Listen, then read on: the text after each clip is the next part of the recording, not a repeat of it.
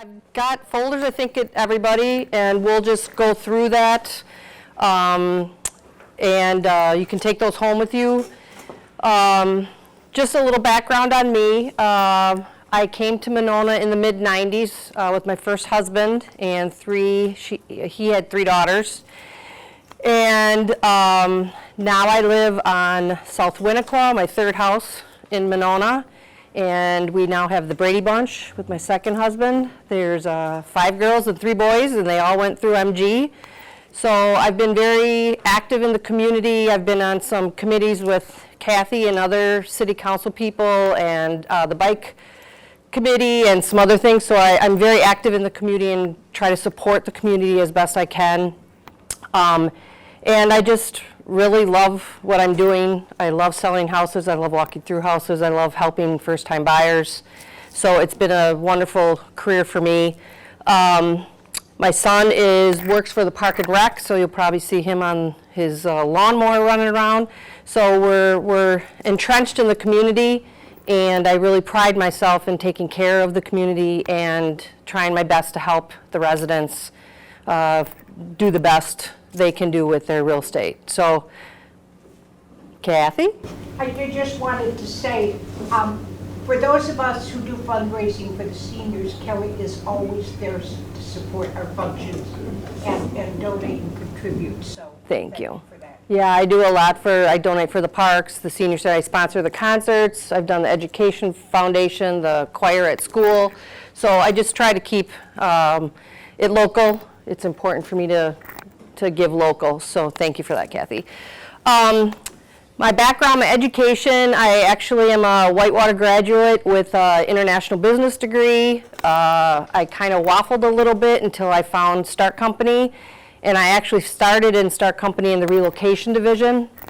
And what that is people coming and going to Madison, leaving Madison, we would help coordinate their move.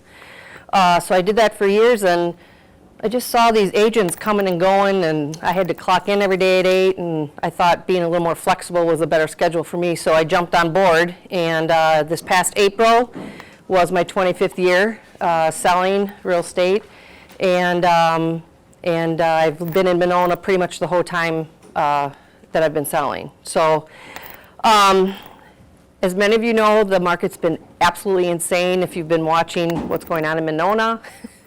It's really crazy. It's been, I thought 2020 with COVID was going to be the weirdest year that I've been selling, but actually this year's just been very difficult. It's been frustrating. It's been great for sellers, but for the rest of everybody, it's been a really frustrating market. So I've got a bunch of numbers, and I started big in Wisconsin, and then I've broken it down to just Monona to help some of you understand what's going on, and would like to explain and help you with the pricing so that you understand if somebody's knocking on your door or sending you a love letter and wants to buy your house off the market. It really is not in your best interest, and I'll show you why. It is best to get a professional opinion on what the value of your home really truly is, and it'll benefit you to do that. Our services are free. I love to meet community people. I will come over, see your house, and give you a value. There's also a seller's net sheet that I can give you that will explain the costs and how we can help you get more for your home and put it all on the table. It's a free meeting. It doesn't cost anything to have me over for a cup of coffee. So if anybody ever is interested and just curious, please don't hesitate to ask. So with that, if we want to get started, the folders, I prepped with some information. On the left side, there's just a quick postcard that I had sent out to some of my clients. It's all the local farmers markets. There's a little Post-it note in there if you needed to make some notes. This page is a copy of my website, and in the bottom left corner, there's a home valuation. If you want to go out, it's really easy. It's kellyunke.com, and it's Kelly with an IE. And you could sign up for this home valuation. It's interesting. It's not 100% accurate, but it's interesting. It gives you 3 different values for your home based on Zillow, which is another discussion, and then 2 other websites that give home evaluations. And that can give you a good ballpark, but again, it's not exact. And then in the bottom middle is a copy or a link to Dave Stark does a market newsletter quarterly, and there's a copy of this last quarter in there as well. Dave is 5th generation Stark, and his son and daughter, Chris and Allison, are taking over shortly, so they're 6th generation. Stark is a family-owned company and has been in Madison since 1908.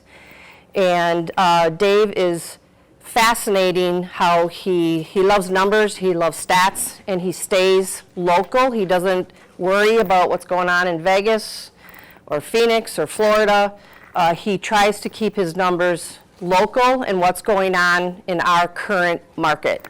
So that's just info for my website. It's also starkhomes.com if you just want to go to the Stark website.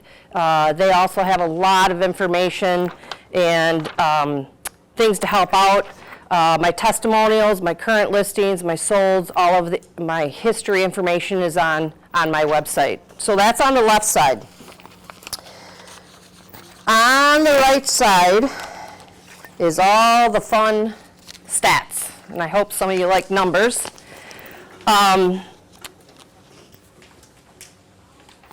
The first one is WRA is the Realtors Association for Wisconsin. So this starts big, and there's a lot of information on there that really doesn't pertain overall, and we'll break it down. Our MLS is in the South Central Wisconsin MLS.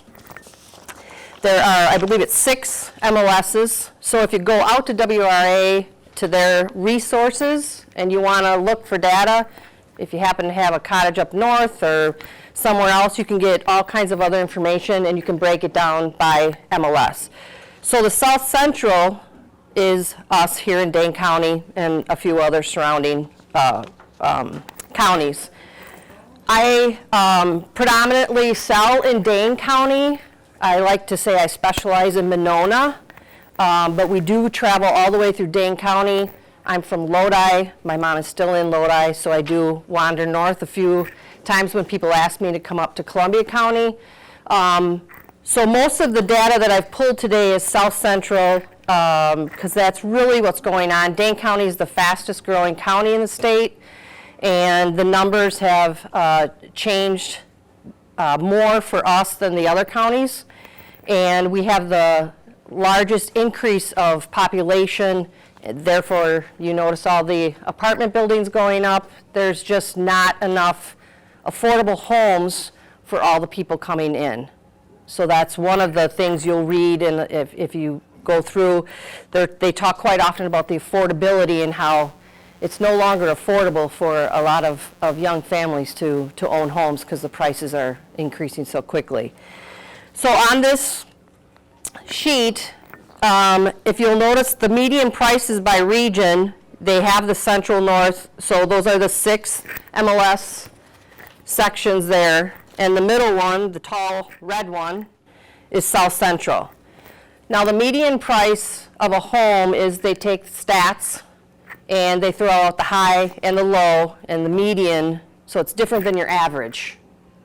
Average is everybody. Median, they take high and low out and come up with median. And we'll get into it a little farther in the sections past the other paperwork, breaking it down, and you'll see how the prices over the past 2 years have just skyrocketed. So the numbers on here are, like I said, statewide, so some of them are a little different than what it actually is here in Dane County, but a lot of really good information. This is just the month of May. They'll do year to date, so if you're somebody who's curious or wants to know, or like I said, have a cottage up north, you can go right to WRA.org, and that's where this information came from. On the second page, the only other one that's really pertinent is it talks about the mortgage interest rate. In May of 2021, it was 2.96 for a mortgage. This says 5.23, which was May. It's now pushing 6. So the interest rates have really gone up, and it has changed in the past month dramatically what's going on with our world. Every month, things are changing, and we have to reevaluate prices and what's going on with our buyers and sellers. So you'll notice the drastic increase, and the word is it's probably going to go up a little bit more to calm things down. So it has affected the buying power, mostly for the lower end buyers. What's been very interesting is to see the higher end and the cash offers that are coming through. And it's not from us that have worked all our lives. It's 30, 35-year-old kids. The millennials are driving things just crazy. So it's very, very interesting what's been going on the past 6 months. So that's just for you to read. There's some interesting bullet points on the back from 3 state people that Michael Theo is our Realtor Association for South Central. He's our president. So just some really good, interesting information about the whole state, if you want to dive into that. The next handout is Dane County housing statistics. So from WRA, I narrowed it in to South Central Wisconsin, our region, that's our MLS, and that's the green area on that map. So number of home sales, and if you flip the page, you'll see how they do each month, number of home sales. And May, compared 2021 to 2022, you'll see in 2021 there were 851 home sales, and that number has dropped to 786. And if you look back from the beginning of the year, most months, we've struggled with home sales because we are struggling with inventory. So the old supply-demand is really hitting our world. There's just not enough inventory. Builders can't keep up. They can't get product. The cost of new build has skyrocketed, and people aren't moving because they don't have anywhere to go. This isn't just a Wisconsin problem. Nationwide, there's an inventory problem for homes. Our generation used to move, go to smaller homes or go to rent. Well, nobody's moving because they don't have anywhere to go, or prices have gone so crazy that they can't afford to go. So the inventory demand has changed our world. The next section, if you look, is the median price. And again, if you look down to the bottom, you'll see 20, that's that second page, just this bottom.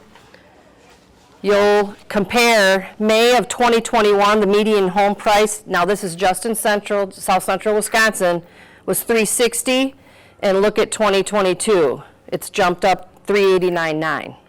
Now that's just in 1 year. And this is a nice chart if you just want to look through it. I thought COVID year 2020 was going to be the most interesting, but in May of 2020, the median price was $310, and we've jumped to $389.9. At the end of 2020, if you look at December and year to date, the median price was $315, and by 2021 that had jumped to $351. So you can just imagine where that number is going to fall the end of this year. So you'll notice the median price went up, but the home sales went down. And this is because of inventory. So the bidding wars, the multiple offers that you've been hearing about, that's the world we live in. These poor buyers are writing contracts with no inspections. They're writing contracts with no appraisal contingencies. They are giving the seller occupancy in their home after a sale so they can stay for a month if they want. I mean, they're paying property taxes for the year. We've now seen some people getting a little creative and including a week at their cabin, making cookies. There's all kinds of crazy things going on to try and be the winner when you're competing with 5, 10, 15 offers. So I have a listing on Sioux Trail. We had 8 offers. The house is listed at $650,000, and I had 8 offers. And you have to sort through all of that, and it's deciding which is the least risk. It may not be the highest price. What one is the least risk for the seller? So the sellers are naming what they want, and they're getting it. Do you show the seller all the offers, or does the real estate agent sort through it? I sort through because it takes a long time, but we have to present. So we put them all out on the table. So you do A, B, C, D. I break it down. I've had as many as 21 offers, and I don't think anybody here wants to sit and look through 21 offers. So I do a spreadsheet, and I cream rises to the top. I try and pull the top 3 or 5, and we really look at those to make sure which one. But like I said, it's not always the highest price. It's what's the least risk. But as a licensed agent, I have to present all of the offers. Who can afford that? I heard people are coming from California where houses are, they come here and it's peanuts to them. No, these are young kids that are 35 and they have cash. They have cash. Where These, do they get this? I don't know. My son is almost 50, lives in San Francisco, wants to buy a house in Oakland. $1.4 million gets him maybe, I want to say 1,100 square feet, 2-bedroom. It's very different in those markets, but you know, you've got to look at the. And then they move to the Midwest and it's cash. Yeah. If they Yeah, get a house. it's not, I would say a majority of them are not coming from California. There is an influx of people coming from bigger cities because they can work from home. So we are seeing a little bit of that, but it's really not a lot. It's not a lot. Is the bidding, like the houses you hear where they bid 100,000 over what it was valued? So I'm assuming that's cash, and either they inherited it or they, because no mortgage company is going to give it to them when they would be underwater that far. The difference between 2008, when the crash happened, and what's going on right now, is in 2008, the banks were giving money to people that couldn't afford it. So it was the bank's fault. So They were now giving they don't people. want that. Now, these kids have money, and it's not inherited. It's not mom and dad giving them money. They're working, they're saving. I don't know. They're all making 6 figures. Yes. So they can get a mortgage? Pardon? They can get a mortgage on a property they buy that is that much more than its actual value? Yeah, I have buyers that are 40-ish, 2 young kids, and they have 150 to 200,000 down. They've owned a house, you know, for a long. They have enough cash down that they'll They get could. a mortgage for the. That's just one of my buyers. I just sold a $400,000 house cash. She's probably 35. So when you try to set a value for a house, do you, is there the allowance for the crazy buyers with the cash, or do you say basically this is what? You and have- You suddenly see all. You have to still go with what you know. What is And that? what I know is what has sold the past 6 months. We really don't look back farther than that. Okay, it includes the crazies then. If it was the last 6 months, yes. You look at what has sold. You have to do apples to apples. I can't compare a 2-story house to a little ranch, and condition. Yeah. If it's updated, that's one thing. If it's not, so you have to look at all of that, and then, So part of what drives our increase in taxes, which was what, 12% Dane County this year, is because when people buy at these inflated prices, it makes property values go up, and therefore our appraisal goes up. your assessment. Assessment. Okay. Kelly, other than Epic, what is drawing all the people to Dane County? What employers? Boy, I'd have to look into that. I just think a lot of the biotech, I've had a couple nurses come that are, I just think this is such a great community, you know, Dane County itself. It's beautiful, they just love the Midwest. So You gotta have a job. but I've got, She asked what other corporations are, What's drawing? what other corporations? I mean, Epic I know was. I was showing houses in Wanakee, $1 million houses. Again, a 35-year-old with a baby. He's an attorney. I forget what she did.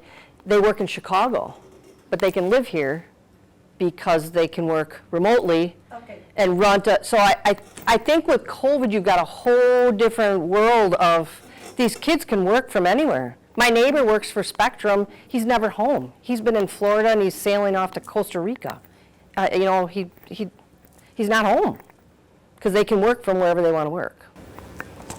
I've heard Exact Sciences and the university are also drawing. I think Exact Sciences is one. I just think it's a great place to live, and these kids don't want to raise a family in Chicago, and they can work from here instead of working from there.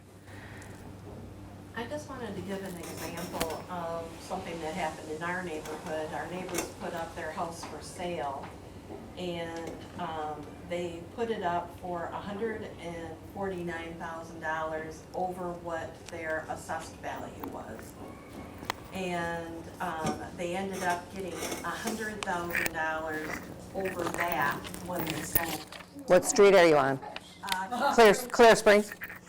I did pull, I'll find it.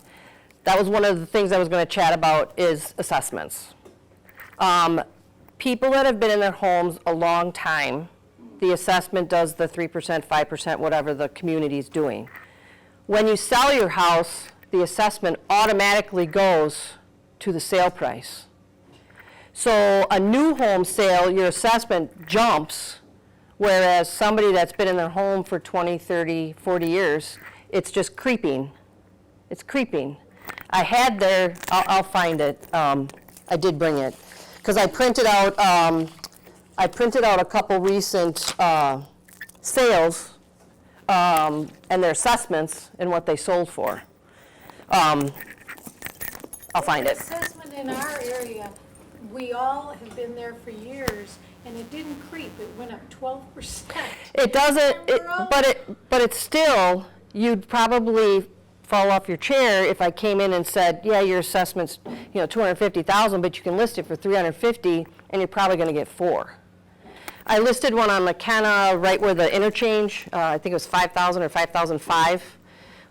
We listed at $335. I believe their assessment was $260 or $280, Yeah, the one right and I sold it for $400. That was one of them. I had 12 offers on that.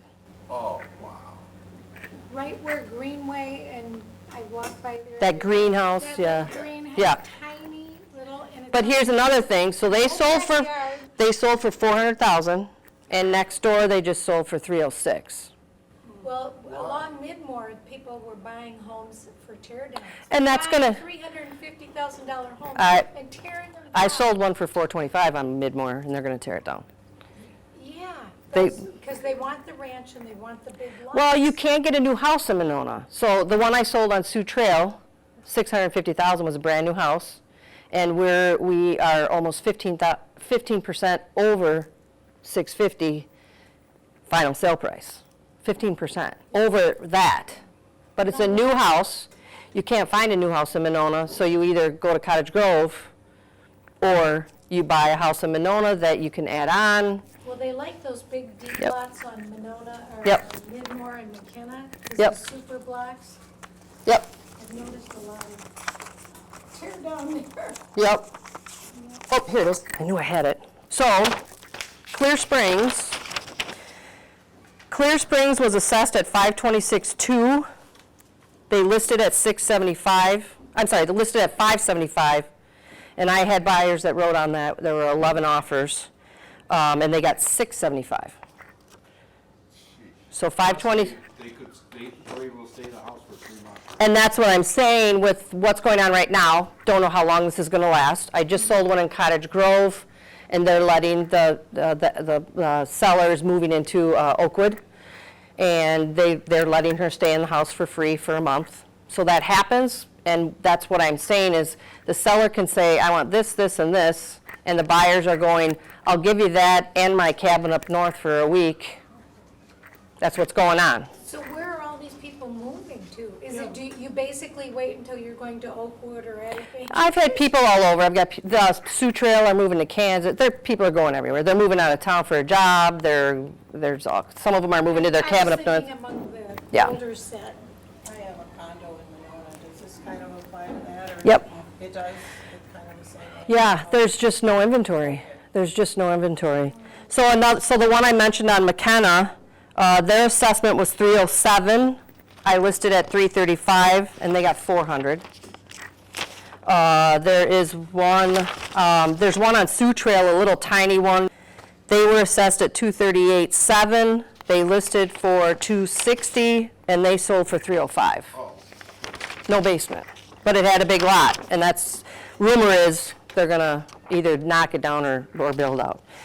So the assessments, unfortunately, really have nothing to do with market value. They should, but they're all over the board. It just really, and that's part of my point that I asked Diane if I could do this, because I've heard of so many people when I go to their home that, oh, I got this letter, I've had people knocking on my door, and they think their house is worth their assessment. And you can see what's going on.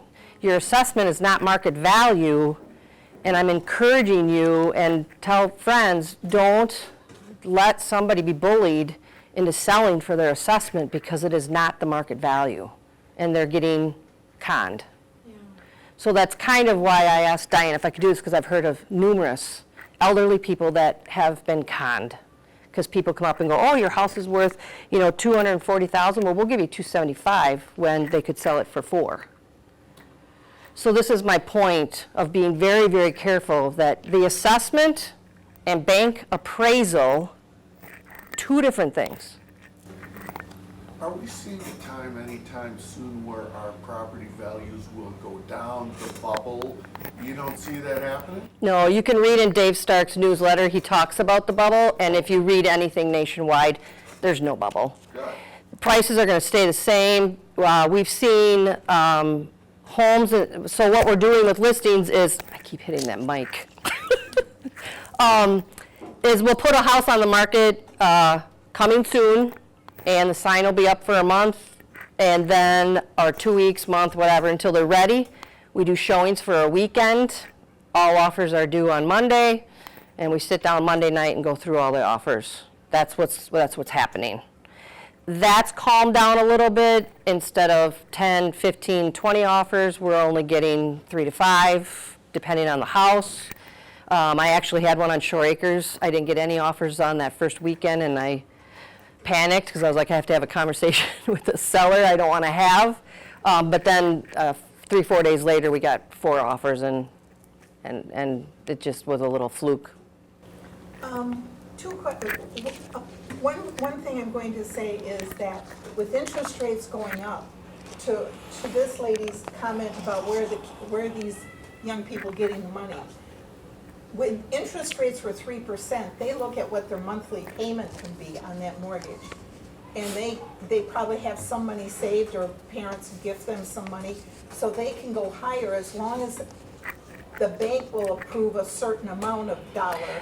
What's happened with the Cash above that. What's happened with the increase in interest rate is it's really only affected the kids or people that are 350 and under, 300 and under, which it's almost impossible to find a home 250 and under in Madison proper, even. It's extremely difficult. Monona's on the higher end. I've got a sheet I forgot to put in the folder. I'll pass out. It shows all the prices for the past 3 years. So that increase in the interest rate has really just affected the younger, the lower end. The people that are up in 455, it's not affecting them because they have so much. They either have such a large down payment that it doesn't matter. But the lower end, it's very, very much affecting them. Well, some economists are predicting a recession. Now, what does a recession do? It is going to even keel things, but there's still such a high demand in Dane County for homes. It's probably going to level off, It may decrease in the number of competition, may stay on the market a little longer, but prices are not going to drop. As long as you have full employment, you'll have the people with money generating. It'd only be if there were massive layoffs. I would say 50%, if not more, of my buyers are looking for a home that they can have at least one home office, if not both of them. A large chunk That of the expands their workers market. are now, yeah, I showed a house this weekend to a young couple, no kids, they want a 4-bedroom house because they each need an office. So you've got just a big shift in what's going on with the whole economy, with what people need, what people want, can work from home, I don't have to go in. They're down to 1 car because they don't need 2 anymore. There's all kinds of, They don't need clothes. yeah, just good pajamas. I want to tell you something. We've been living in our house for 48 years. And we looked in 1973, we came to Monona. My husband said, let's get a place in Monona because they're self-contained. Their taxes will never go up. Guess what? This was 1973. This was we didn't pay anything in Cottage Grove for all these taxes and stuff. But now, and our taxes were $500, now they're $4,700. We're paying it 5 times a year. Are people going to get priced out of their homes? Yeah, And we're a starter home. yep. But you know what? I went to these garage sales. There was a 25-year-old girl. She got her house. She got her house because she got a foreclosure. They're, Her father was helping her. I'm not But sure whether, She paid $1,300 down the street for a brick, living in there, renting herself. I says, you know what? You need to get yourself a house. So it's not what you know, it's who you know. I knew 3 people in the neighborhood that were selling off. we are seeing very few foreclosures That's what she did. here. Yeah, about 2 weeks ago. She got a foreclosed home. What street? It's over here on the east side. Also not in Monona, No, not Monona, Madison. not Monona. Yeah, it's very, very rare. They're just, and if there is a recession, we are not going to see the collapse that we saw before because the banks aren't taking the risk right now, the buyers are taking the risk. So they're paying cash the $100,000 A over. couple that they said, we want to own a home, we're renting a house. I said, you know what, it's not what you know, it's who you know. Tell everybody out there that you want to buy a house. Because the more you tell them. This is, oops, I read an article about how a company out of Canada, I guess it was on 60 Minutes, they come in and buy the American Dream home because the younger generation can't afford the house, but they're willing to pay the rent, they have the American Dream. So are the corporations coming in and buying these homes? Or? in Monona, I've sold to investors, but there are people that own other homes in Monona, so they're doing that to rent. I personally have not in our area. I think there are probably cities that's happening in, but I don't feel we are. I just don't see that. So you wonder if you're selling to a family or a corporation? We usually know there used to be love letters, but then somebody came up with that's discriminating because you might pick this person because they have kids and that person doesn't. So now you can't do love letters. So you used to know, who it is and why they're coming, and now you can't ask because you're, Monona's decided that, or? no, the nationwide, no love letters. Yeah, they used to do love letters, and now you can't. Well, you can, but the sellers are warned to be careful because you can't discriminate if it's a family or somebody with no children or a gay couple with, you just can't, They get cookies too, I heard. you gotta be careful, you can't discriminate anymore. And you don't know if the love letter is if true, They usually are, but are they? Okay. Well, her comment there, the Urban League bought some houses on the south side of Madison and revamped them and then sold them for $100,000 over what they. but again, that's a different, Is that operational, right? it is, but I just haven't, I haven't seen any of it in the normal market, it just doesn't, they might be trying to revitalize an area, there's things, I don't know about that one, but the fact that somebody's coming in from Canada or Japan or wherever and buying up houses to rent out, we're not feeling that in our market. We're not feeling that. What I just handed out, quick so we don't run out of time, I went back, this is home sales in Monona. I went back to 2019 and then 2022 current, and I broke it down in some price ranges. And you'll notice what's happening if you look at, just use the middle column, the number of sales at 300,000 to 400,000. In 2019, there were 35 homes sold. In 2020, there were 44. In 2021, there were 43, and already there's 19. If you look at the numbers and how the price range in Monona is shifting higher, and each year, the number of high sales is going up. So I thought that was pretty interesting because I've been watching what's happening with these bidding wars and how things are just, there's no such thing as a $250,000 house in Monona anymore. So the first-time buyers coming in, trying to get a home, it was a very interesting to see how that has increased. I sold the house on the corner of Owen and Winnequa during COVID, so during 2022, and I believe they paid $6.25 for it, and they were panicking because there was no other home at that price off the water sold in Monona. So they were kind of panicking. I emailed them, earlier this year, and I said no need to panic anymore because Clear Springs went, the house on the corner of Frost Woods and Winnequa went for more than Clear Springs. The one up Bridge Road went on Bridge Road and Frost Woods, right where the intersection is. That one went for $650, I think, last year. So a home over $600,000 is off the water is nothing anymore. There's one that was on Midmore. It is a brand new build. They had it for 1.1 or 1.2. It is a brand new build, but 1 bedroom upstairs, 2 down for 1.2 mil.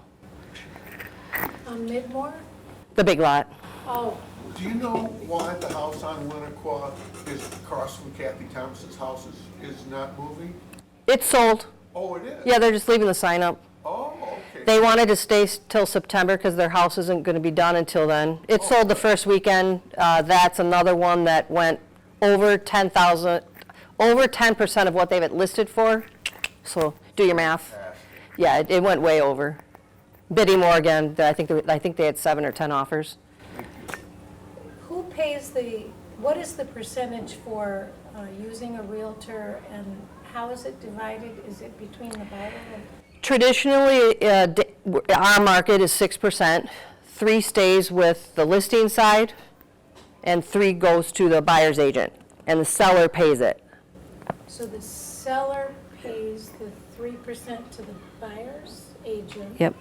And 3% to the listing agent? Right. So the seller is responsible for the... Traditionally, yes. So given these incredible inflations in sales price, is there any consideration of changing the 6%? Because if a home normally would be such and such... It still costs me the same for a photographer for all the work I do. It still costs me the same. Yeah, I'm saying like if it would normally be a $500,000 house, and you know you're going to photograph and do these things, and you have these expenses, and suddenly somebody's paying you $1 million for it, that is all bonus money, because it is, you've already would have... This isn't going to last forever, first of all. I get what you're saying. It's also negotiable. It's not written in stone that it's 6%. There are others that do it for less. There are others that charge more.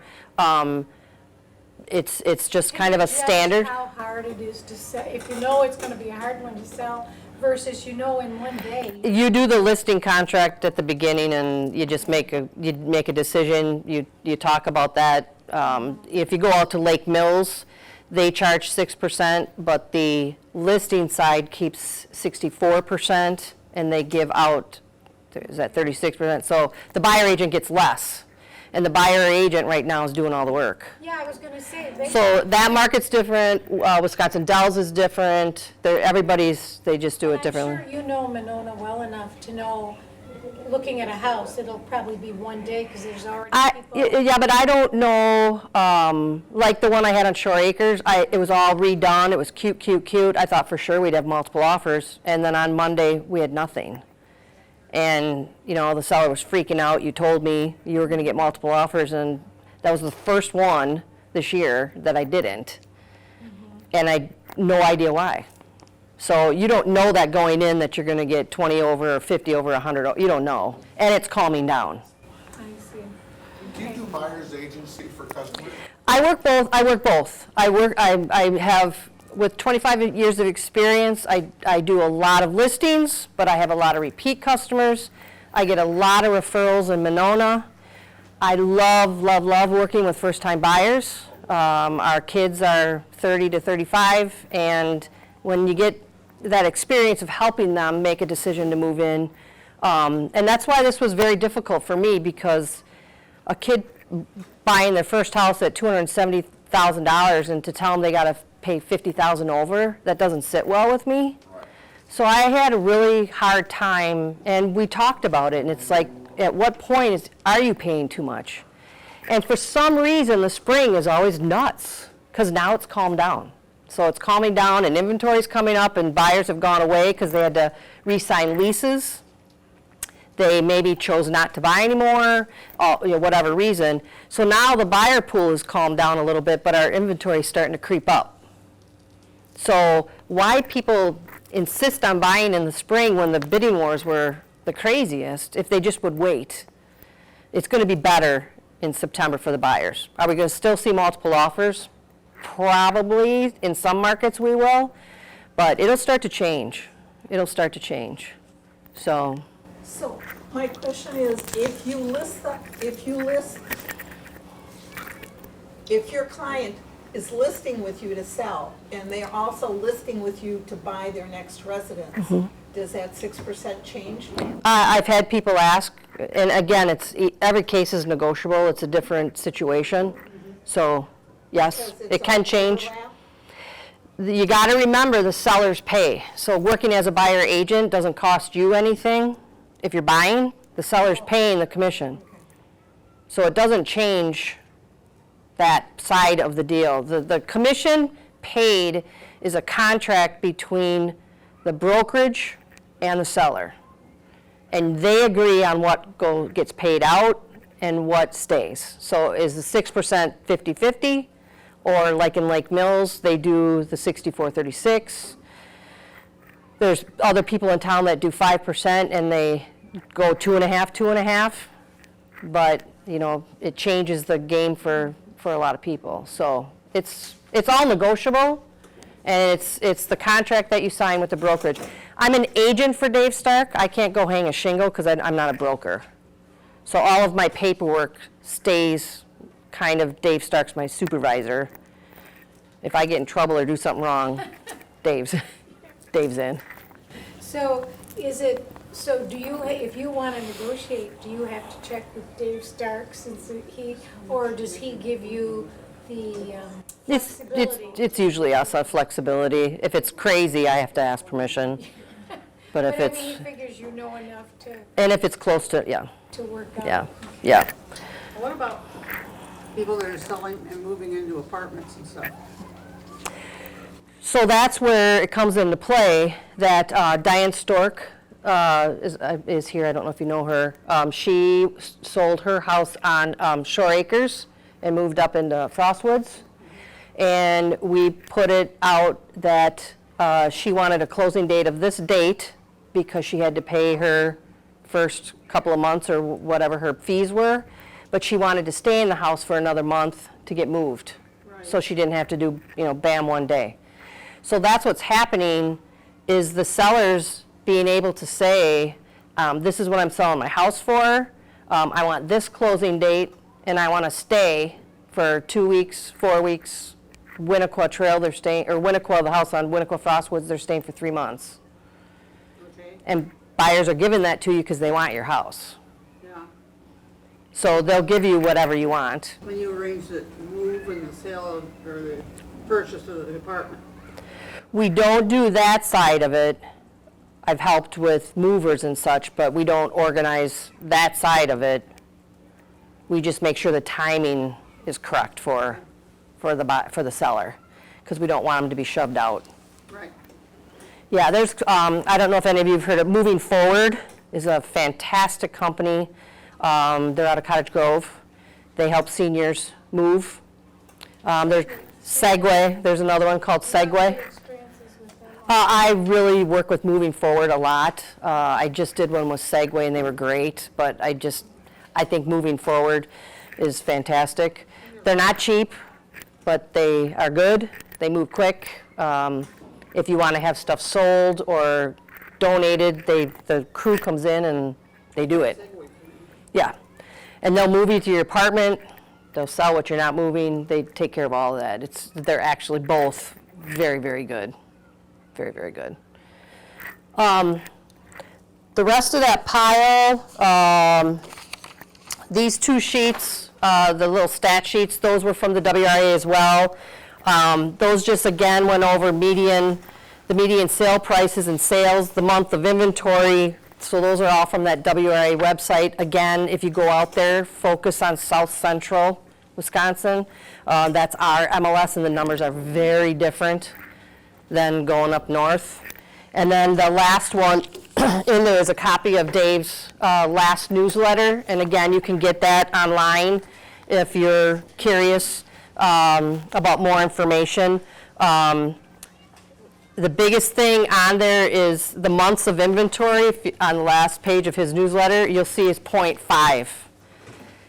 So that means the inventory on the market right now takes half a month to sell, and that's how short we are. 6 months is a balanced market, and we're to 0.5. So it's just a very, very upside down market right now of what's going on. Yes. What did you say about, you got a place in Boulder Junction. My husband wants me to retire there. No. Got too much going on down here. I was wondering what, it's Vilas County. If you go on WRA.org, I wrote it on the bottom of that one here. Right here. WRA.org. Yep. If you go on there and under resources, Okay, then you can put in Vilas County. I'm not sure which MLS they're in. So just look, because it's broke. You said the market is different for up north. What did you mean by that? It's slower. What's slower? They don't have as much inventory. They don't have as many people moving there. We heard that people, because they can work inside their homes, they're getting places up there. They are. It's just not, the density is just different. So our numbers are just higher, different, because there's so many people here and so many homes. So it is, we could look it up quick and Yeah, because I don't know. if you go to that website, you can look it up, and it'll give you the stats, but make sure you, one, go to that MLS, and then break it down to monthly. Well, just in response to what she was saying, there are people who can work from home, and they think they would like to go up north until they check out the schools and some of the services they're used to having, and then they go, I'm not gonna raise my kids there, you know. You're on the bus for over an hour, hour and a half I on the know. bus. I know. They want to have libraries and pools and things for their kids, and you don't get that up Nope, north. you can't get that up north. So you have to be single and childless if you go up there. I had a sale on Midland, corner of Midland and Sylvan, and he was a police officer, and he got a job, so they moved their she was a school teacher, and they moved their 2 kids up. I forget where it was, but that's, you know, they got relocated for that reason, but it'll just, you should be able to, and if you can't find it, call me. I'm happy to come over and run through there, but it's, the WRA is the Wisconsin Realtors Association. So I guess one of my biggest points for this was to go over the assessment versus the market value. And I just ask you to protect your friends. There's a lot of people trying to get in Monona. I've gone on many listing appointments, and people have said, oh, I got a letter, I got somebody knocking on my door, and they're going to lowball you. And I'm serious when I say I'm happy to come over and give you a market evaluation and show you the difference. I've had people call when the assessments came out.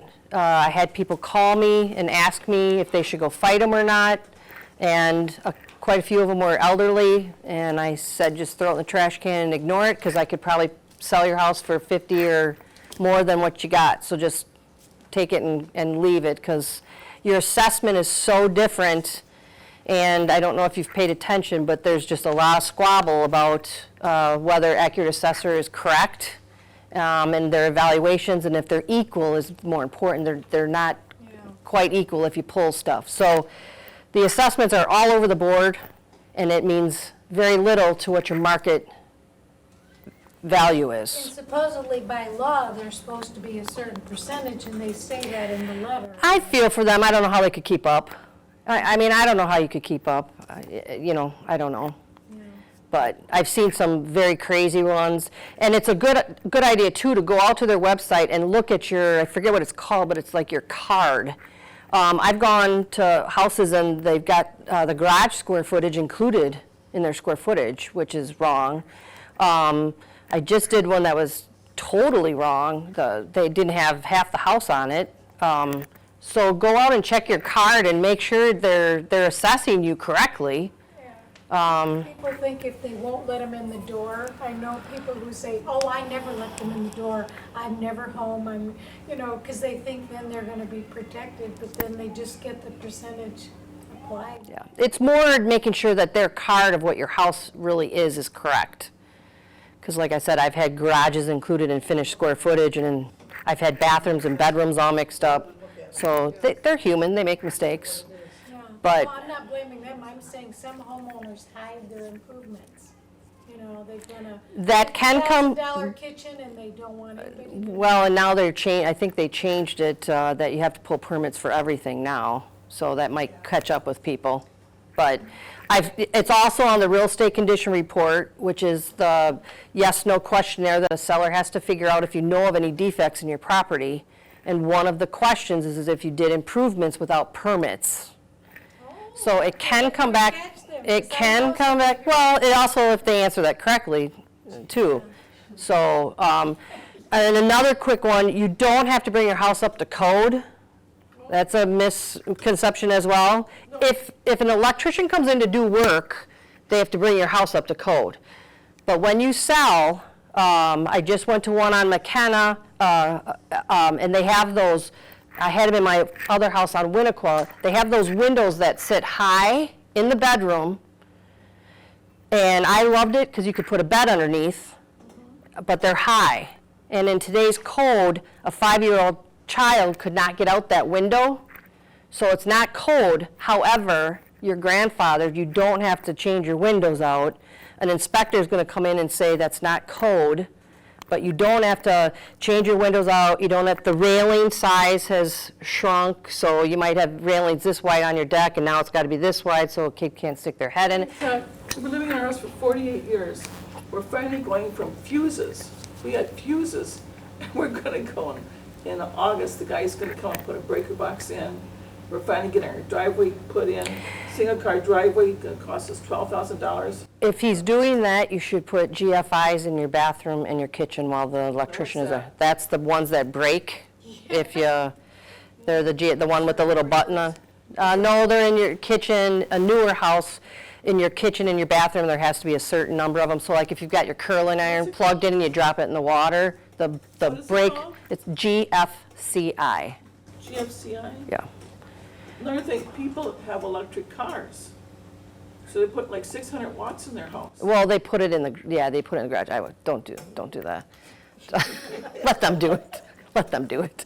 But if you've got the electrician coming in, that's something that always comes up in older homes because people don't have them in your bathroom, and there's got to be one by the kitchen sink. I forget what it's GFCI. What GFCI? GFCI. It's something about breaker. So it breaks at that plug rather than, it's ground. Ground fault interrupter. Yeah. It's so that if you took a hairdryer and it fell in the bathtub or the sink, this little breaker would cut it off so that it wouldn't stay electric where you pull it out and electrocute yourself. If you do have an, Protect you around water. yeah. If you do have an old fuse box, I would suggest you check if it says Federal Pacific or Wadsworth. Those have also been discontinued, and inspectors will flag them, and they have to be replaced. So if you have those, you might as well check now. It was Wadsworth, W-A-D-S, and Federal Pacific's been illegal for years, and they just started flagging Wadsworth as well. And that's not, Is that something, if you were to sell your house, you would have to have well, inspected? right now, no, because nobody's doing inspections. Part of an offer right now, you can't throw anything in there that's going to create a wrench. I just had one in Cottage Grove, and the buyer's agent wrote that the buyers were going to do an inspection for their own information. They were not going to come back to the seller for anything.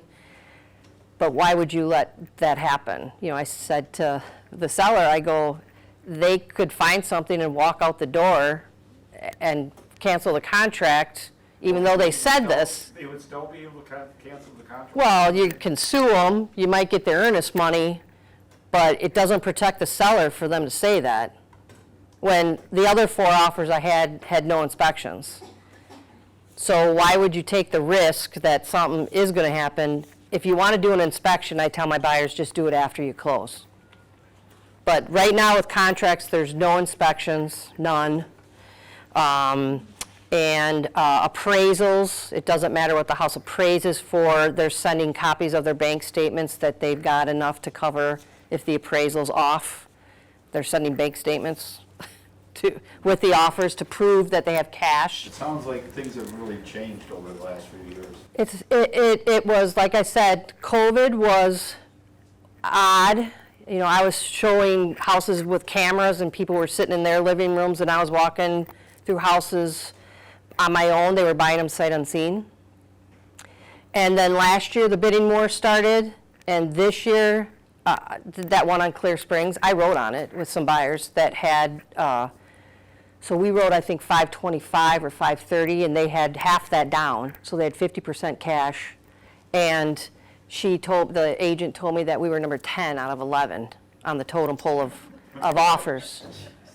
So those kids had enough cash to go as high as they wanted to, but they didn't feel comfortable going over 50. I think they went 55 over.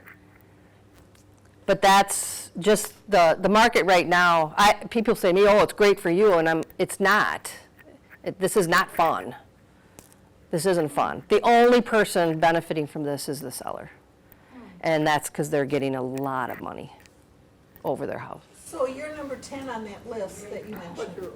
Did your client have the option to submit a higher bid? No, because I'm sitting there with 10 or 11 offers with my seller.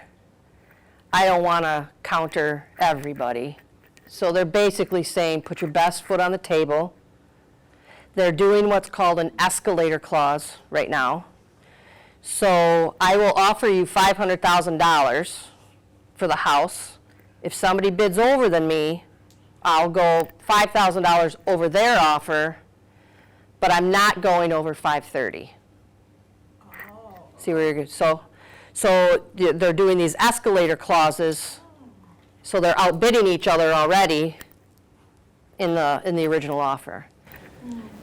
So the escalator clause applies to the top dollar amount? The escalator kicks in if somebody wrote higher than you, then it kicks in and you go 5,000 over their offer. And then the seller has to send that offer that kicked you in.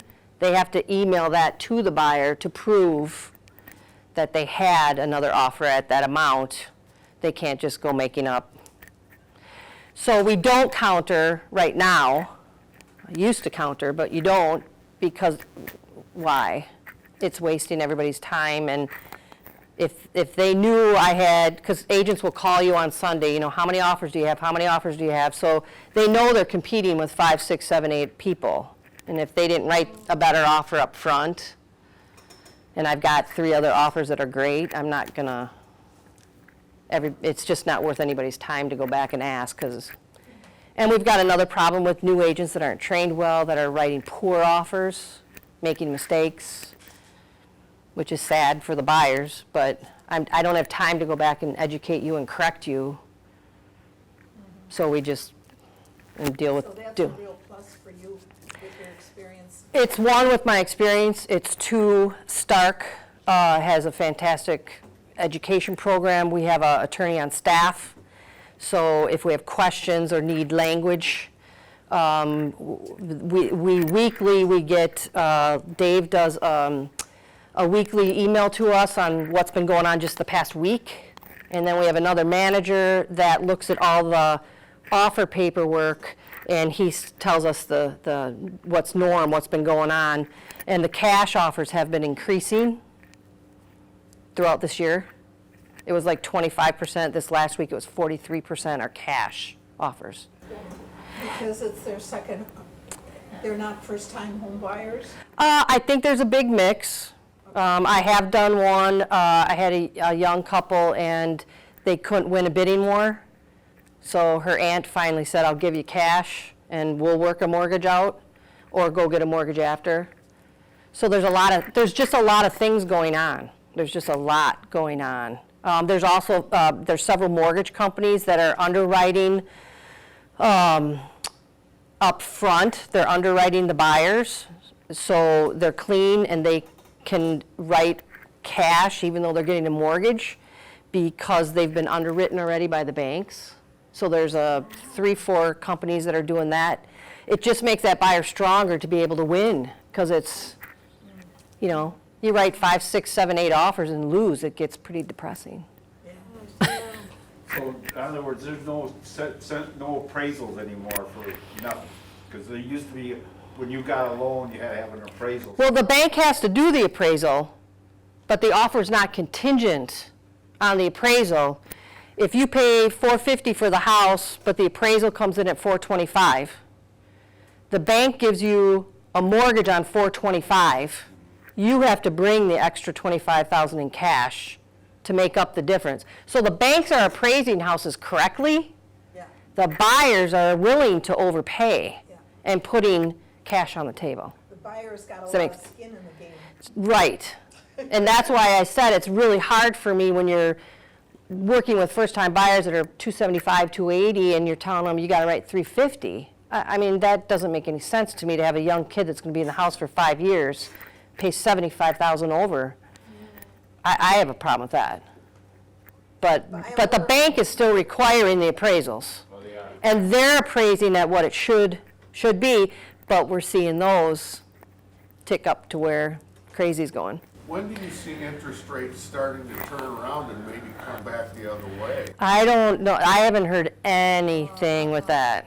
If anything, they're going to, Yeah. and it's funny because people are like, oh my God, well, I think my first house, it was 9. Used to be 9. My parents' first house was 13, so it's still not horrible. It changes what the buying power of these kids that have 5% or 10%, it changes their buying power. And I'm working with an older lady that got divorced and she's on a fixed income. And her number's here and this has changed. So now we can't find her house because there's nothing for $250,000 on the market. Can't find it, or at least move-inable, you can't move in. Or she has to move outside of Dane County or outside. Right, of and she's not willing because her kids are all here, but, Yeah. there was a one on Nichols, on the corner of Nichols and Shore Acres, that was a complete, needed gut job, listed for $243, and I think it sold for $275. And then there was another one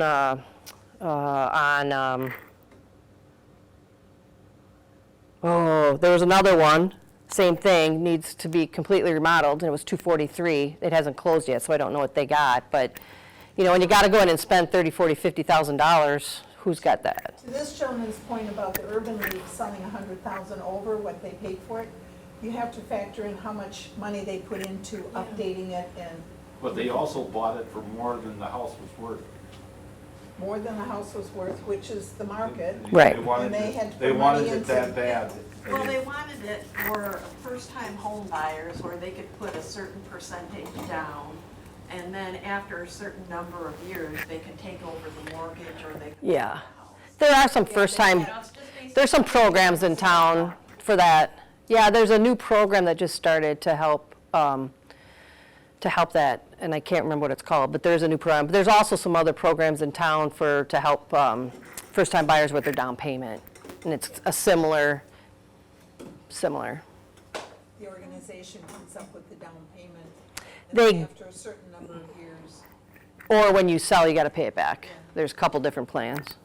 I was reading that some cities, because they need affordable housing, they are now allowing homes to have like mother-in-law apartments or apartments over garages, just to increase that kind of market. Is that something that you see or predict at all in Dane County that, because we have a lot of big lots where you could have a second, or mother-in-law where you want your.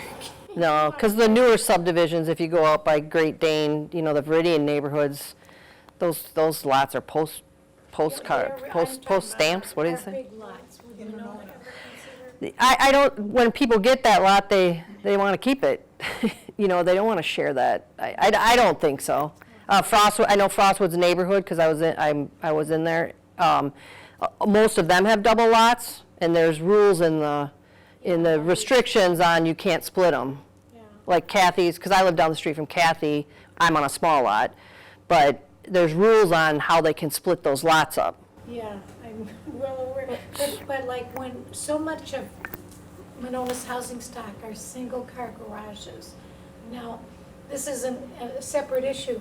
They would sell better if they had double-car garages. Not necessarily. There's a lot of families biking and electric cars. They don't, there's a lot of, I think COVID changed a lot of, they're working from home, or one of them quit because they can stay home with the kids now. I mean, and my first house was on LaBelle. We had a one-car garage. I lost. My husband got to park in there. But So you're that's all we saying had. that isn't a feature that people avoid? Well, they want it, but to get in, you take what you get. So those are the starter homes. That's why the 3-4 bedroom with 2-car garage, 2 bath, that's why that's that next step up.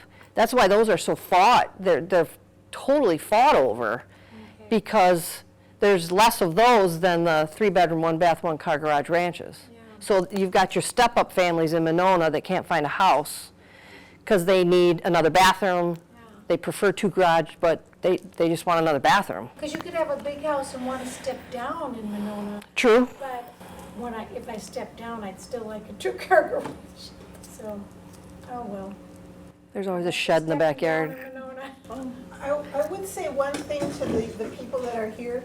If you are thinking of making a change and moving out of your home, I suggest that you look at some of the 55 and better housing options before you sell your house, and you have an idea of what you want. If you want to be in a 3-story apartment building, or if you want to be in a community where it's ranch houses, 1 level. And my other point to that, and I've done it to a lot of people in town, is to have what I can give you on your market value. It takes me a few hours. I can give you what your value is and what you will probably walk out of the house with. So to give you that first step, so you can go and decide what I can afford or where I want to go. It's a stepping stone. My job is to educate and advise, and that's a good stepping stone to have that number before you decide what you can for or where you want to go. Or Maybe you don't want a condo, maybe you want. well, and all of that stuff has gone up too. Those new apartments down at the Current are $1,800 or $2,000 a month. That's a lot of money. Sure is. It's a lot of money to rent. You're at their mercy. When you rent, you're at their mercy. Like these big lots on Midmore, why'd they, in God's name, have a double lot to begin with?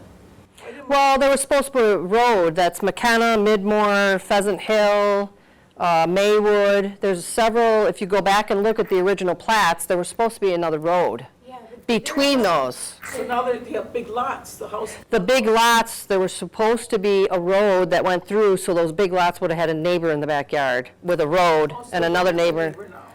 there Well, it goes way back. It goes way back. I live at one end. They're double D, Right, and there was supposed to be a road. right. So that there would be homes on a street. Right. Where it would have been a normal homes on both sides.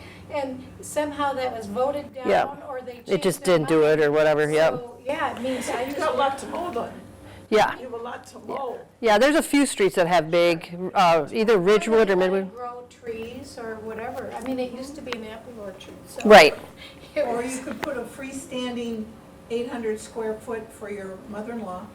No, or I your don't know, mother. I don't know. I don't think You can't I don't do think that they, on those big lots. I don't think so. That's too residential. We should have Because I Kathy went here. to something at the Monona Library and they were talking about that, about how they could add on or build a separate structure for an older family member to move in. I think you can add on. I don't know about a separate structure, but I don't know. Because I then know. people, yeah, if you could build a place for yourself and get your kids to take over your house, but that I don't think they're Yeah. gonna. Well, if somebody in my age group is looking at 1,800, 2,000 a month for rent for a 1,000 square foot apartment, I'd rather put it towards my kid's monthly mortgage payment and have a place where grandma's there when the kids get home from school. Yeah, Yeah, there's a lot of options. With those big lots, there's a lot of options. I'm dead serious when I say if I can help, my time is for you, it's free for me to come and look at your house and do you a quick market evaluation. So it's my job. So please, if anybody needs or has friends that need, I'm happy to give them a market evaluation. Do you ever go out of Dane County, like, for instance, would you help me find a house in Dodgeville? We can go, but we've got, I've got a full-time teammate that I have, and we've got other agents that either live down there or go, so I can help you, connect you with somebody good on that side that will help. Yeah, because we have a lot of people actually moving out Spring Green area, getting out of Dane County. Another thing, what about mold? Our house is built in 1955, and I don't know if it's got that or not, but is that to be a problem? We haven't seen a lot of mold. Again, they're not doing inspections right now. Mostly we've seen mold in the attic because your vent from your bathroom doesn't go through your roof. It's it vents to your attic. So there's a We don't have a vent in the bathroom. Oh, then you don't have to worry about it. You open up the windows. Well, then you don't have to worry about it. It's rare. If we do, we find it in the basement from water coming in the basement. You can smell it. So if you don't think you're, if you do, there's a company in Middleton. It's R3. It's Rapid Response something, and they do testing, and they're very inexpensive to remediate. It's R3s or something. Did you have a question? No, I'm just changing. Oh, no, I thought you had your hand before. So if you have a couple more minutes, maybe you could come up and talk to Kelly personally, but I think for the rest, I just want to thank you for being here. Absolutely, good, thank you. Thank you, thanks.